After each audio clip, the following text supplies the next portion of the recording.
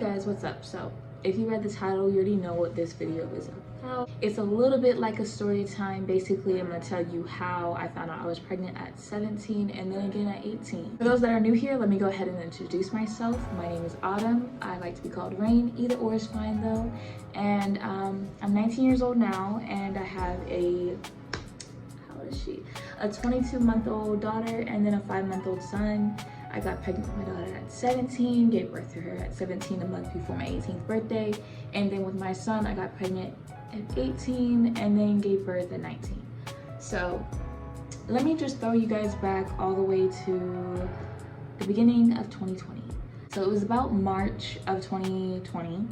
I got off the facility. I was in the long-term residential treatment centers. I was only there for like 3 months. It was all due to like CPS and yeah, a little bit of mental, but mostly because of CPS they put me there. That's a whole different story though. Anyways, get out the facility, and when you get out of a place like that, it's like you don't know how to act in a normal environment for the first good minute. You know, you're constantly like surrounded by craziness, and then you're like thrown back into the world, and it's a different type of craziness, and it's like, yeah. So when I got out, it was just like I didn't want to take my medication no more. Like I wasn't seeing my therapist like I was supposed to be. And on top of that, like I was constantly surrounded by a lot of my triggers. So I was like looking for every and any excuse to get out of the house. Like within the first or second week that I got home, I got a call from a job I had applied for before going into the facility. This job was Sonic. It was my first ever job, and when they called, hey, you want this position, I was like, yes, definitely. Like, let me get out of this house. Any and all excuses necessary. So I went ahead and got the job, and I literally used that as my reason to be gone all the time. Then I met Tony. Tony is the father of both of my kids. I met him at Sonic. And one night, it just like one thing led to another, and we ended up doing it. When that happened, we were automatically like, we're a couple now, right? Like, we're a couple. And so within 2 weeks of being a couple, we ended up pregnant. And like, it wasn't anything like surprise, surprise, you know, kind of thing. We both knew like we weren't using protection, and I wasn't on birth control. So like, we were like, oh, I think you might be pregnant. So it was literally July of that year of 2020. And I went to go take a pregnancy test, went to Walmart, picked up a test with my now sister-in-law, and we got back to his aunt. I took the test, it was a positive, and the first thing I did was went up to the job and was like, hey, you're gonna be a father. And yeah, we were kind of just both like, all right, next step, what do we gotta do? And we kind of just went from there. And it hasn't been an easy battle. Like, it hasn't been an easy journey at all. When I first found out I was pregnant, you know, I went ahead and got an ultrasound done and things like that. And I had found a doctor, but they were too far, so then I needed to find something closer to where I was, because I didn't have a car and I rarely had someone that could take me. And on top of that, I was having issues with my insurance, so it was really complicated. And I was able to get a ultrasound tech, but they were not able to. There were so many issues with getting me a OBGYN. I went in on the day that I was told by ultrasound techs and, you know, everybody, hey, this is your due date. So I took that due date, I went into the hospital, I was like, hey guys, I think I'm having a baby. Like, and they were like, what makes you think that? And I was just like, well, this is my expected due date. Like, and they were like, well, who's your doctor? And I was just like, I don't have one. And they were like, so you said you were pregnant? And I was like, yeah, it was just some issues with my insurance. It's been a tough year, you know, for everybody with COVID and everything, so it was difficult. And they were like, okay. So I had a terrible experience without that. Yeah, I ended up meeting the doctor who was gonna literally give birth or deliver my daughter 2 days before delivering. So I met him, and then I was told in our first meeting, hey, did anyone ever tell you that you have an odd-shaped pelvic bone structure? Whatever he said, like something doctor terms. And I was like, no, what do you mean? And he was just like, your pelvic bones are shaped like a duckbill. Like, it's supposed to be shaped like this, but it's shaped like this. And I was just like, okay, so what does that mean? And he was just like, the likelihood of you giving having a natural birth like through the vaginal canal like is slim to none. And he is like, you could try, but your kite has to be really small to be able to fit through that passageway. So, or they could like, it can, you know, some complicated things. And I was just like, okay, so what's the other option? He was like, well, most likely we're gonna have to do a C-section. And I was kind of like, oh, okay, cool. So I was literally on Pitocin for 24 hours, and then I was told, hey, we're gonna do the C-section. And I was like, let's go. And I didn't even like, it wasn't even that bad of an experience. Like, honestly, I wanted to have a C-section. I didn't really want to give birth naturally. So yeah, the whole C-section thing was fine with me. It was just kind of like the whole experience with the doctors, not the one that delivered my daughter, but the nurses. Ugh, they were disgusting. We got home after the hospital. Everything was like smooth sailing, and then like life happened. We gave up our apartment in the hopes to move to a bigger, or not bigger, but a better state in our eyes. Like, we wanted to move to a different state. So we had this big plan that we would give up our apartment and share a house with my family, and and I would go back to school and finish my diploma, and all these things. And none of that happened. Literally within the 2 weeks that we got in, I don't know why I thought it was a good idea to do it in the first place, because of all the trauma and like everything that happened in the past in my family. So I don't know, I trusted it. So we went back, and I literally within the first 2 weeks, we were all like in Schitt's Creek, like literally arguments, fights, and Tony got kicked out, and then I went to jail, and then my mom got in a car accident. It was literally a shit show, a big old shit show. I can't, can you say show? Autumn? Shit show, yes. Is that a tongue twister? I don't know. Anyways, we got out of jail. We was up and down with the whole thing, because we were like, what are we gonna do now? Because like, oh my god, the goal was to move out of Texas, and now we are like set back further than we were before because we don't got a house. Oh my gosh. Even through all that craziness, we just did something dumb, right? We decided to have another kid. Well, not like really decided. I mean, I guess you decide when you decide to lay down with each other unprotected and no birth control. So I guess we did decide to have another kid. And here we are. I found out I was pregnant January of 2022. Yeah. So 2021, gave birth to my daughter. We got the house, went to jail, lost the house, and then January 2022, I found out I was pregnant with my son. We were staying in a hotel, and we were like, I think I'm pregnant again. And you know, we already been through it, and we were kind of like, I hope not, but if you are, then when you are, we gotta get our shit together. And life was literally going up and down, up and down. We had moved in with all kinds of people. We were just trying to find some stability with jobs and with just getting our shit together. And it was not going well for us. And on top of all that, I was dealing with court because of, you know, I went to jail last year. Stressed out, pregnant, working. I was stressed. I was so stressed. And then that's when, I think it was 13, 14 weeks when I found out I was pregnant with twins full time. And I ended up losing the other. It was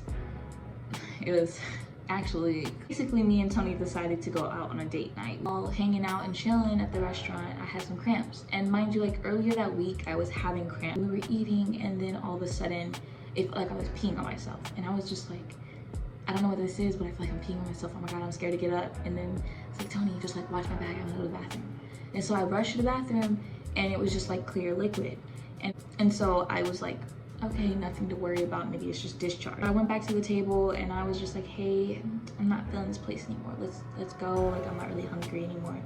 Let's go. So then I was like, ooh, our daughter's birthday is like in a month. So like, why don't we go to Ross and see if they got any gifts or anything before going home? And we were checking out, and then I literally made it to the exit of the Ross, and all of a sudden I felt like I had to pee, and I started like thinking that I uncontrollably was peeing. And I was like, Tony, I can't hold it no more. I'm peeing on myself, I'm peeing. And I was like, please cover me. And he came over there, he was like, what do you mean you're peeing? Like, hold it. And I was just like, oh my gosh. And I looked down, and it wasn't pee, it was blood. And literally, it was so embarrassing. I was crying, and then there was people coming in and out laughing, and there was people like taking videos of me. I mean, there was a couple of nice people like, hey, this, like, oh my god, like, everything okay? And I was like, literally, I couldn't even think about what was going on. At the same time, I could see everybody and I could feel everything, but at the same time, I was like lost in my mind. I was like, oh my God, like screaming, like, oh my God, I'm having a miscarriage. Like, I couldn't believe it. Ambulance came and they took me in. It was literally a shit show because like in the beginning they didn't believe I was pregnant, so then they made me take a pregnancy test, and then it showed up I was pregnant, and then they were like, okay, well, we're gonna check on the baby's heartbeat, and then there was no heartbeat on the little monitor. And I know that thing isn't like it doesn't always detect the heartbeat, and especially when they're smaller, it's harder to find the heartbeat. But a nurse had come in there to my room, and she was like, well, we're gonna check the heartbeat real quick. And then so she came in there and she was looking for the heartbeat, and she was just like looking at us, and she's like, are you sure you're pregnant? And I was like, yes. And then she was just like, I don't hear no heartbeat. And I just start crying, and I'm just like, oh my God, my baby. Like, it really freaking hurt. And then I just couldn't breathe and stuff, and they were like, well, she's like, well, I can't say nothing for sure, but I don't hear no heartbeat. However, the other tech is supposed to come in and do an ultrasound and everything like that. So don't think too much about it. And I'm just thinking in my head, like, lady, like, why would you leave it on that note? Why would you leave it on that note? You know? And so then the ultrasound like tech came in and they found the baby's heartbeat. My son was okay and everything was looking okay to her. And she was just like, I'm not sure like what's going on. Like, do you have like past issues? She's like, I need you to see a different doctor so that they can help you further. And a couple days later, I went back to the doctors to start bleeding some more. And then that's when my real OBGYN, he told me, yeah, you had a twin and that's all that happened. You lost the baby's twin. But we're gonna stay focused on that. There was complicated things. I did have preeclampsia, and my blood pressure was constantly high. I was on bed rest for a while, and yeah, it was pretty difficult, and I ended up with a C-section, had to give birth a little bit early. But overall, my son was healthy. He was low birth weight, however, he was healthy. And that whole thing was pretty smooth sailing with the whole delivery experience. With giving birth in Austin was way better, and I really do appreciate the doctors that helped me with my whole process. But yeah, so then I gave birth to my son in August and via C-section, but this time around it was a planned C-section. So like I knew way in advance that I'd probably be giving birth on this expected day. So it was kind of like a lot more calming, but for some reason like I ended up having like a very bad panic attack while they were cutting me open. I don't know what was it, like I just freaked out all of a sudden, feeling like I was gonna die. I don't know, I was just like, oh my God, I'm gonna die and then I'm gonna lose both my babies, like they're not gonna have a mother. And I don't know why I was panicking. I was in such good hands. But yeah, that was my experience with my son. I wish I had a natural birth, and I wish I had like a more peaceful experience, and that's the only downfall. And that's what I want to state in this video, is that if you do get pregnant at a young age, like I feel like if you're watching this video and you're not pregnant or you haven't had a kid yet, like just slow down for a second and think about it. Like really sit down and think about it before you think about falling for that guy. Taking care of a kid is a lot, and it's not just because like kids are a lot, it's just like everything that comes with it. You are now responsible for full people. Like anything happens to your kid and you feel like, oh my, all this pressure. You have to make sure that you have a car and a house and food and water, diapers, and oh my God, if like your whole life revolves around your kid.